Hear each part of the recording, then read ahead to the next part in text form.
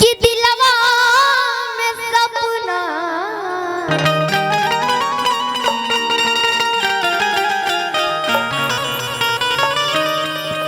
और दिलवा में सपना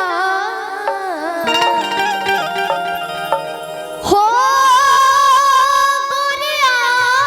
रे हाय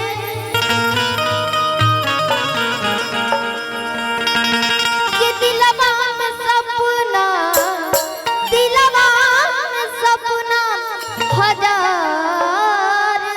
काहे होला कि प्यार कवन चीज हट प्यार काहे होला प्यार कवन चीज हट प्यार काहे होला दिलवा में सपना हो गोरिया रे हाय दिलवा में सपना हजार काहे होला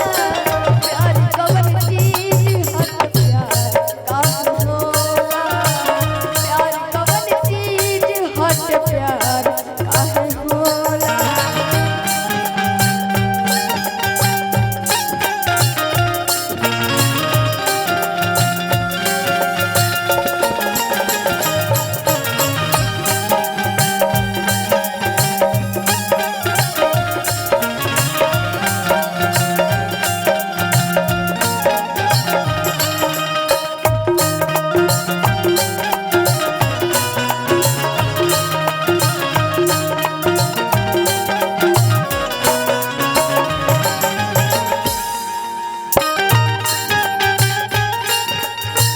काहे ना कहला यार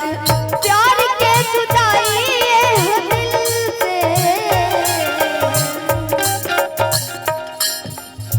प्यार किया बदनाम हो गए प्यार किया बदनाम हो गए चर्चे हमारे सरेआम हो गए कि प्यार किया बदनाम हो गए चर्चे हमारे सरेआम हो गए।